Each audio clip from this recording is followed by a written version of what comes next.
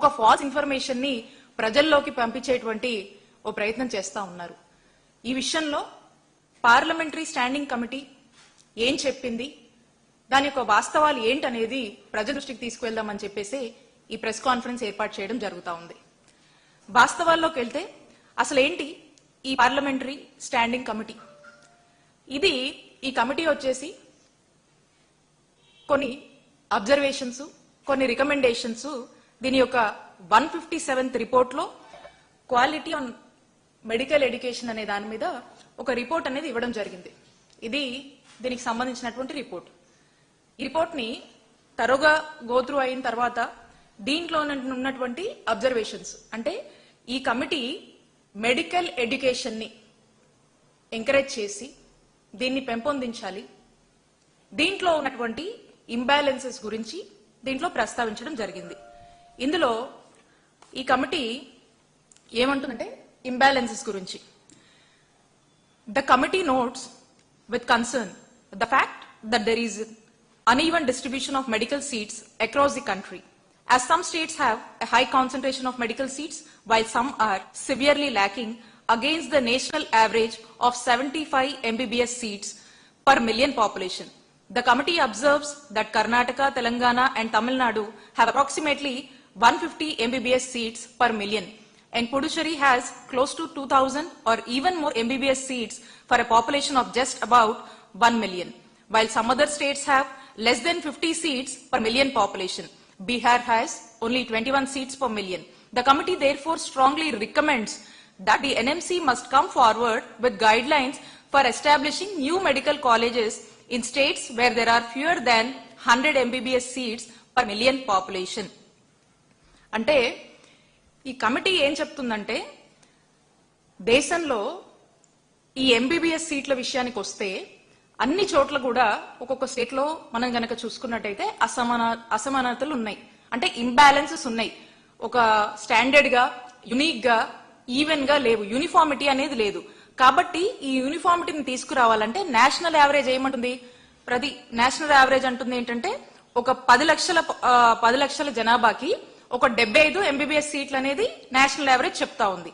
కొన్ని రాష్ట్రాల్లో national average కన్నా తక్కువ ఉన్నాయి, కొన్ని రాష్ట్రాల్లో నేషనల్ యావరేజ్ కన్నా ఎక్కువ ఉన్నాయి, కొన్ని అయితే అసలు అంత కూడా లేవు అని చెప్పేసి స్పష్టంగా చెప్తూ కొన్ని ఉదాహరణలు చెప్పుకొచ్చింది. అయితే మన రాష్ట్రంలో మా నాయకుడు జగన్మోహన్ రెడ్డి గారు ఈ అసమానతలు ఉండకూడదని, ఇంబ్యాలెన్స్ ఉండకూడదని చెప్పేసి ఆనాడే జగనన్న ప్రభుత్వంలో 5 ఏళ్ల కిందే ఒక దూరదృష్టితో ఆలోచించి మా నాయకుడు జగన్మోహన్ రెడ్డి గారు మా జగనన్న ప్రభుత్వంలో 17 గవర్నమెంట్ మెడికల్ కాలేజెస్ ఈ రాష్ట్రంలో తీసుకురావాలని చెప్పేసి సుమారు 8,500 కోట్లు ఖర్చు చేస్తూ ఒక చక్కటి ఆలోచన శ్రీకారం చుట్టారు. దీంట్లో భాగంగా 7 కాలేజీలు మేము కట్టడం జరిగింది, 5 మేము ప్రారంభించాము. ఆ ఉన్నటువంటి 10 కాలేజీలని ఇంకాస్త పనులు చేసి పూర్తి చేస్తే చంద్రబాబు నాయుడు గారు వచ్చాక అవి కూడా ఈ ప్రజలకు అందుబాటులోకి వచ్చేవి. ఇప్పుడు ఆ ఉన్నటువంటి ఆ 10 కాలేజీలను పీపీపీ అని ముసిగేసి ప్రైవేటైజేషన్ అని చెప్పి దాన్ని మార్కెట్ చేస్తూ ఒక స్కామ్ తెరలేపారు చంద్రబాబు నాయుడు గారు. ఇక్కడెక్కడా కూడా ఈ చదివినటువంటి దాంట్లో ఈ ఇంబ్యాలెన్సెస్ ని ఉండకూడదు అనేటువంటి ఒక ఆలోచన ఈ కమిటీ చెప్తా ఉంది. ఇందులో ఒక రెండో పాయింట్ ఈ కమిటీ ఏం చెప్తా ఉందంటే అఫోర్డబిలిటీ ఆఫ్ మెడికల్ ఎడ్యుకేషన్.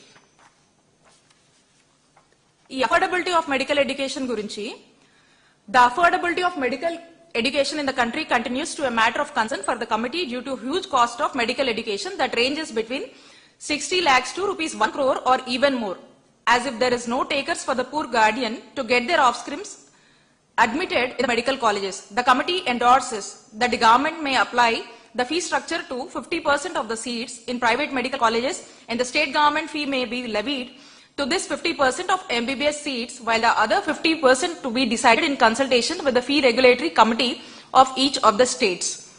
ఈ ఫీ అఫోర్డబిలిటీ గురించి చెప్తుంది. అంటే ఈ ఫీజు కొంత ఈ ప్రైవేట్ కాలేజెస్ లో పిల్లలు చదువుకోవడానికి, మెడికల్ ఎడ్యుకేషన్ చదవడానికి చాలా ఎక్కువగా ఉంటుంది. 60 లక్షల నుంచి ₹1 కోటి వరకు, లేదా ఇంకెక్కువ ఉన్న ఆశ్చర్యం లేదు. కానీ ఈ గవర్నమెంట్ వచ్చేసరికి ఏదైతే ప్రతి స్టేట్ కి వాళ్ళ దగ్గర ఫీజు వాళ్ళకు ఉంటుంది. సో కాబట్టి ఆ ఫీ స్ట్రక్చర్ తో పాటు ఇంకొక ఈ consultation of the fee regulatory కమిటీతో కూడా డిస్కస్ చేసుకుని ఈచ్ ఆఫ్ ద స్టేట్స్ కూడా ఆ 50% సీట్స్ డిసైడ్ చేయొచ్చు అని చెప్పి చెప్తా ఉంది. అలాగే దీంట్లో స్పెసిఫిక్ గా ఒక రీఐటరేట్ చేస్తున్నటువంటి పాయింట్ ఏంటంటే the committee రీఐటరేట్స్ it's recommendation that the ministry in collaboration with states consider need based scholarship to deserving students. Other suggestive options that can be explored are running the medical college and hospital on a PPP model, giving tax benefits to company or group or private group that comes in. ఇక్కడ వీళ్ళు స్పష్టంగా చెప్తుంది ఏంటంటే the committee రీఐటరేట్స్ it's recommendation అని చెప్తూ ఏమంటుంది, medical education ని encourage చేయడానికి, దాన్ని ఎక్స్ప్లోర్ చేయడానికి కానీ ఎంకరేజ్ చేయడానికి కానీ ఈ చదువులు చదివేటువంటి విద్యార్థులకు అవసరం అయితే డిజర్వింగ్ స్టూడెంట్స్ కి సెంట్రల్ మినిస్టరు సెంట్రల్ గవర్నమెంట్ అలాగే స్టేట్ గవర్నమెంట్ రెండు కూడా కలిపి పనిచేసి అవసరమైతే ఆ డిజర్వింగ్ స్టూడెంట్స్ కి ఈ మెడికల్ ఎడ్యుకేషన్ చదువుకోవడానికి ఎంకరేజ్ చేద్దాం అనేటువంటి ఆలోచనని రికమెండ్ చేస్తూ చెప్తుంది. అండ్ రెండోది ఇందులో చెప్పినటువంటి పాయింట్, ఒకవేళ బట్ పరిస్థితి అయితే ఇక ఏ ఆప్షన్ లేకపోతే ఆ రాష్ట్రంలో ఆ మెడికల్ సీట్లు తక్కువ ఉండి ఆ మెడికల్ కాలేజ్ కూడా లేనటువంటి పరిస్థితుల్లో ఉంటే ఆ రాష్ట్రంలో అట్రాక్ట్ చేయడానికి ఇంకా వైద్య విద్యని పెంపొందించడానికి అవసరమైతే ప్రైవేట్ వాళ్ళని పిలిచి పీపీపీ విధానంలో వాళ్ళని లేనటువంటి పక్షాన స్టేట్ ఖర్చు పెట్టలేనటువంటి పక్షాన ఉంటే వచ్చి అప్పుడు ఆ ఆలోచనని చూడండి అని చెప్పి ఇందులో స్పష్టంగా చెప్తా ఉంది. అయితే ఇక్కడ మనం ఆలోచిస్తే ఎక్కడా కూడా ఈ పార్లమెంటరీ స్టాండింగ్ కమిటీ అనేది ఉన్నటువంటి ఆల్రెడీ ల్యాండ్ ఉండి గవర్నమెంట్ ల్యాండ్ ఉండి దానికి ఫండ్స్ టైఅప్ చేసి కావాల్సినటువంటి ఇన్ఫ్రాస్ట్రక్చర్ ని లే చేసి ఇంకా కొంత కన్స్ట్రక్షన్ లో ఉన్నటువంటి ఆ కాలేజెస్ కొన్ని చోట్ల కొంతవరకు రిక్రూట్మెంట్ అయినటువంటి పరిస్థితులు ఉన్నప్పటికీ ఇవన్నీ పక్కన పెట్టి ఎక్కడ కూడా ఇవి పీపీపీకి ఇవ్వమని ఎక్కడా కూడా ఈ కమిటీ రికమెండేషన్స్ లో లేవు. ఇది చంద్రబాబు నాయుడు గారికి గాని ఈ కూటమి ప్రభుత్వం గాని ఏమర్థమైందంటే ఇక ఇదేదో ఆ కమిటీ వచ్చేసి పీపీపీకి ఇవ్వమంది అంటే ఉన్నటువంటి ఇన్ఫ్రాస్ట్రక్చర్ ని ల్యాండ్ ని గవర్నమెంట్ ల్యాండ్ ని ప్రజల ఆస్తిగా ఉన్నటువంటి ఈ మెడికల్ కాలేజ్ ఈ 10 మెడికల్ కాలేజ్ ఏవైతే ఉన్నాయో ఇవన్నీ కూడా ఉన్న పనంగా గవర్నమెంట్ నడపొద్దు, ఇవన్నీ తీసుకెళ్లి ప్రైవేటైజేషన్ అని చెప్పేసి ఎవరో ఒక థర్డ్ పార్టీకి ఇవ్వండి, ఇచ్చి అక్కడ నడపండి అని చెప్పి ఎక్కడా కూడా ఈ కమిటీలో చెప్పలేదు. మరి ఇది చెప్పకుండా వీళ్ళు మాత్రము చంద్రబాబు నాయుడు గారు మాత్రము వాళ్ళు చెప్పిందని లేనిపోని అబద్దాలని లేనిపోని ఒక ఫాల్స్ ఇన్ఫర్మేషన్ ని లేనిపోని ఒక ఫాల్స్ ప్రాపగాండాన్ని ప్రజల్లోకి పంపించేటువంటి ప్రయత్నం చేస్తా ఉన్నారు. కాబట్టి నేను చెప్తా ఉన్నా చంద్రబాబు నాయుడు గారికి, నేను సవాల్ విసురుతా ఉన్నాను చంద్రబాబు నాయుడు గారికి ఈ కూటమి ప్రభుత్వానికి. ప్రభుత్వంలో ఉన్నటువంటి ప్రభుత్వ మెడికల్ కాలేజ్ గా ఉన్నటువంటి ఈ కాలేజెస్ ని పీపీకి ఇవ్వమని ఎక్కడైనా ఈ రిపోర్ట్ లో ఈ కమిటీ రికమెండ్ చేసిందా? దీనికి చర్చకు నేను సిద్ధం, మా వైఎస్ఆర్ కాంగ్రెస్ పార్టీ సిద్ధం. మీరు సిద్ధమేనా? ఎక్కడైనా ఉన్నటువంటి గవర్నమెంట్ మెడికల్ కాలేజ్ ని ఆల్రెడీ ఇంత ఇన్ఫ్రాస్ట్రక్చర్ లే చేసినటువంటి దాన్ని పీపీపీకి ఇవ్వండి అని చెప్పి ఈ కమిటీ స్ట్రైట్ అవే ఎక్కడన్నా రికమెండ్ చేసిందా? చేస్తే చెప్పండి, మేము చర్చకు సిద్ధం. మీరు సిద్ధమా?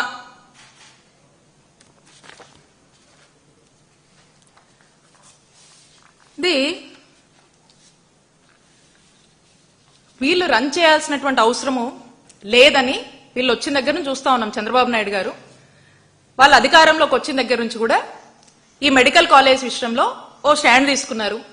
ఇది జగన్మోహన్ రెడ్డి గారు తీసుకొచ్చారు. ఈ జగన్మోహన్ రెడ్డి గారు తీసుకొచ్చినటువంటి ఈ గవర్నమెంట్ మెడికల్ కాలేజ్ ని మేం కట్టాలనుకోవట్లేదు, వీటిని మేము డెవలప్ చేయాలనుకోవట్లేదు, ఇవి అందుబాటులోకి తీసుకురావాలనుకోవట్లేదు అనేది స్పష్టమైన స్టాండ్ చంద్రబాబు నాయుడు గారు తీసుకున్నారు. దీని తాలూకా లెటర్స్ పెట్టారు, పదే మేము ఇవన్నీ కూడా ప్రజలకు చెప్పడం జరిగింది.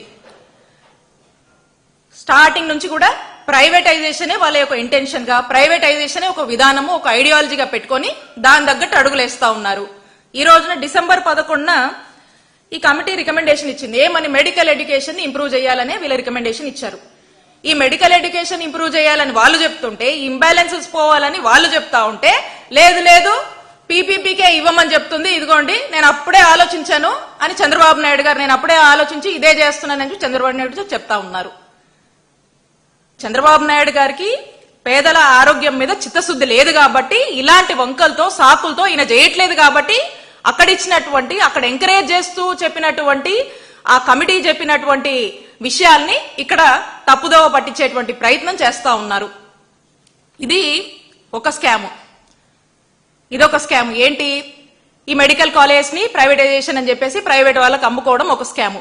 దీంట్లో భయంకరమైనటువంటి స్కామ్ ఇంకొకటి ఉంది.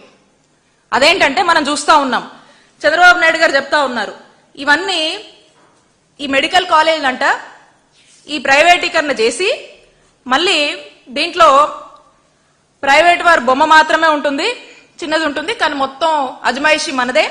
అలాగే 2 సంవత్సరాల వరకు కూడా దీనికి సంబంధించి ఎవరైతే పని చేస్తారో ఆ జీతాలన్నీ కూడా ప్రభుత్వం ఇస్తుందంట. ఇది మొత్తం ఆ 2 years వరకు కూడా ప్రభుత్వం భరిస్తుందని చెప్పి చంద్రబాబు నాయుడు గారు చెప్తా ఉన్నారు.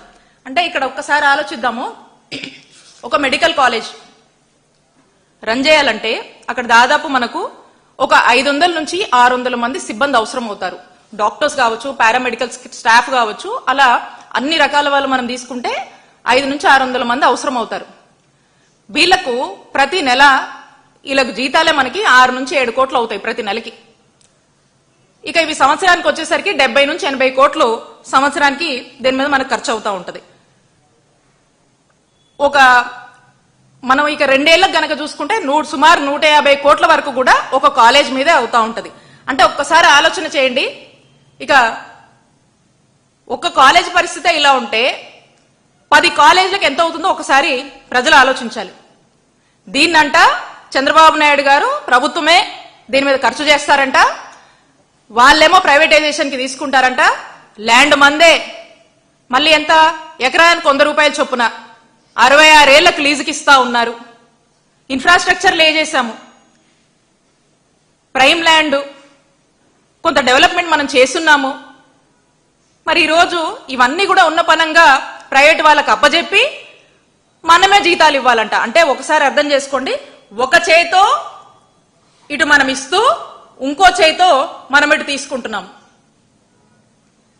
అంటే ఈ డబ్బు ఎవరి చేతిలోకి వెళ్తుంది, ఎవరి జోబులోకి వెళ్తుంది? ఇది నేను చెప్తా ఉన్నాము, రానున్న మా జగనన్న ప్రభుత్వంలో ఎవరైతే ఇలాంటి స్కామ్లకు పాల్పడుతున్నారో, ఇలాంటి ఆలోచనలతో ముందుకు వెళ్తున్నారో, 1 కోటి సంతకాల సేకరణ అని చెప్పేసి ఇంత పెద్ద ఎత్తున రాష్ట్ర వ్యాప్తంగా కూడా 1 కోటి మంది గుండె చప్పుడులాగా చంద్రబాబు నాయుడు గారు చేస్తున్నటువంటి మెడికల్ కాలేజ్ ప్రైవేటైజేషన్ తప్పని చెప్పి నిలదీస్తూ ప్రశ్నిస్తున్నా కూడా పట్టించుకోకుండా అడుగులు ముందుకు వేస్తూ వెళ్తున్నటువంటి ఈ చంద్రబాబు నాయుడు గారి ప్రభుత్వానికి గాని, చంద్రబాబు నాయుడు గారికి గాని ఈ నిర్ణయాలు తీసుకొని ఈ విధంగానే మేము మా ఇష్టానికి అడిగే వాళ్ళు ఎవరు లేరు, చూసే వాళ్ళు ఎవరు లేరు, మమ్మల్ని ప్రశ్నించే వాళ్ళు ఎవరు లేరు, ప్రైవేటైజేషన్ అనేదే మా విజను, మా మెషిన్ అనేది బిజినెస్, మా ఐడియాలజీ మా ఫిలాసఫీ పీపీపీనే అని చెప్పి వెళ్తూ మా నాయకుడు జగన్మోహన్ రెడ్డి గారు 17 గవర్నమెంట్ మెడికల్ కాలేజ్ తీసుకొచ్చి ఆరోగ్య ఆంధ్రప్రదేశ్ ని చేయాలనుకొని ఒక మంచి విజన్ ఫర్ పూర్ అని చెప్పి అడుగులు వేసినటువంటి మా నాయకుడు జగన్మోహన్ రెడ్డి గారి ఆలోచనల్ని ఈరోజు తుంగలోకి తొక్కేస్తూ మీరు వెళ్తున్నటువంటి తీరు ప్రజలందరూ కూడా చూస్తా ఉన్నారు. ప్రజలందరికీ కూడా మీరు చేస్తుంది తప్పు అని మిమ్మల్ని నిలదీస్తున్నారు, గొంతెత్తి ప్రశ్నిస్తున్నారు.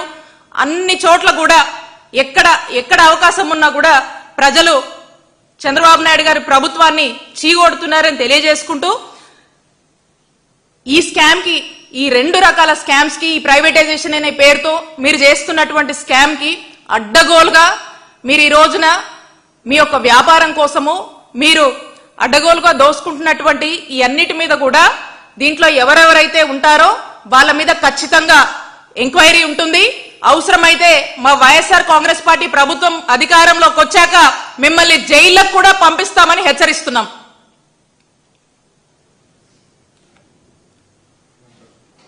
Any questions?